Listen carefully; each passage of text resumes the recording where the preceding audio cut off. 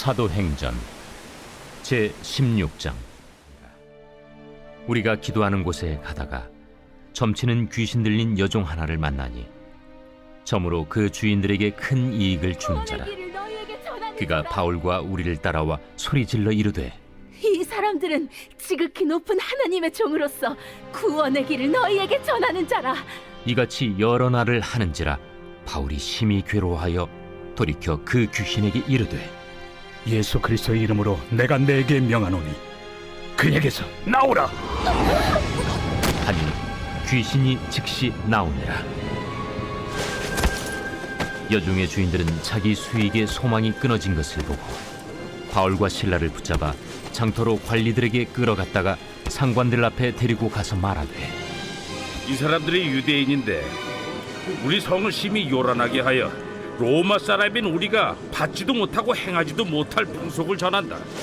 무리가 일제히 일어나 고발하니 상관들이 옷을 찢어 벗기고 매로 치라 하여 많이 친 후에 옥에 가두고 간수에게 명하여 든든히 지키라 하니, 그가 이러한 명령을 받아 그들을 깊은 옥에 가두고 그 발을 착고에 든든히 채웠더니 한밤중에 바울과 실라가 기도하고 하나님을 찬송하며 죄수들이 듣더라.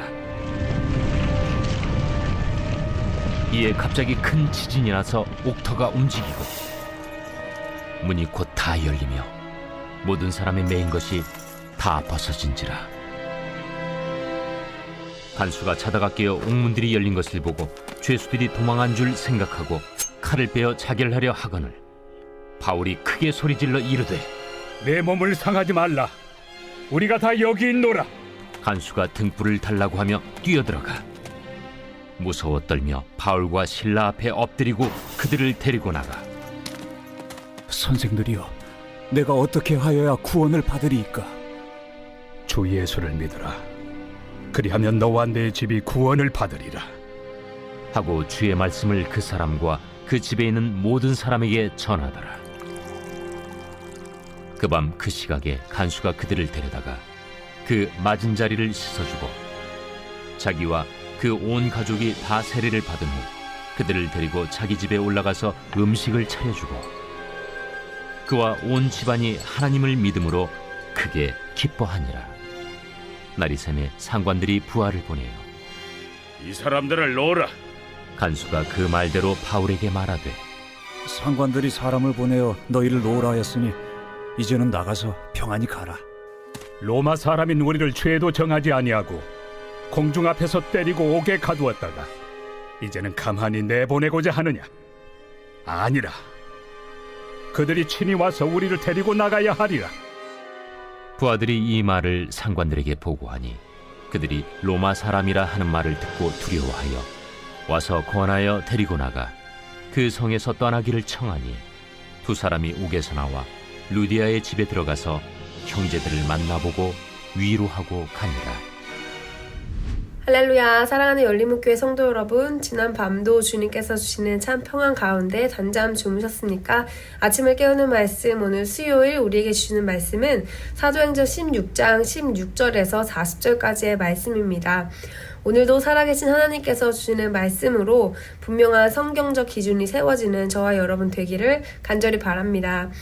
오늘 본문의 제목을 저는 기도하고 하나님을 찬송하는 삶이라고 붙여보았습니다. 어제 말씀 가운데 하나님께서는 사도 바울이 계획한 것을 막으시고 또 방향을 틀으시고 아시아로 가려는 그의 계획이 아닌 마게도냐로 가라는 환상을 보여주심으로 새로운 여정이 시작되는 것을 볼 수가 있습니다.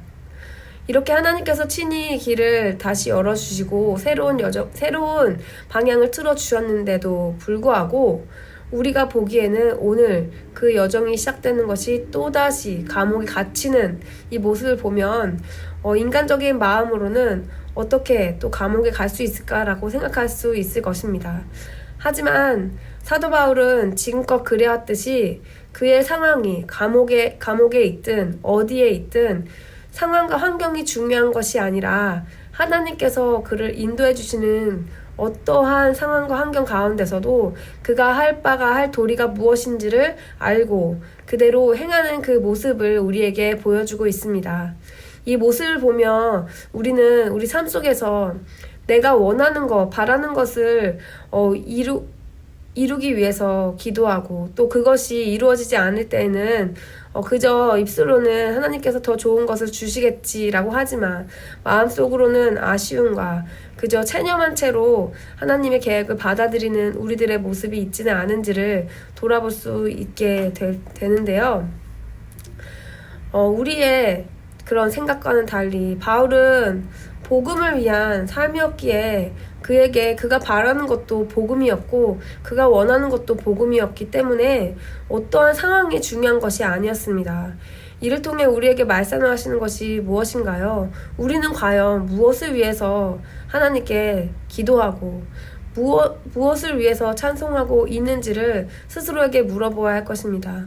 오늘 본문 말씀은 참으로 많은 내용들이 들어있습니다. 작년에 담임 목사님께서 이 말씀으로 설교해 주신 내용도 있는데요. 그 말씀도 다시 한번 들어보면 좋을 것 같습니다. 오늘 저는 25절에 한밤중에 바울과 실라가 기도하고 하나님을 찬송함에 이 말씀을 함께 묵상하면서 하나님께서 우리에게 주시는 그 음성을 함께 들었으면 좋겠습니다. 오늘 이 바울이 감옥에 가는 그 여정, 억울함으로 이 로마 시민들에게 여러 가지 유해함을 주었다고 해서 감옥에 갇히게 되는데요.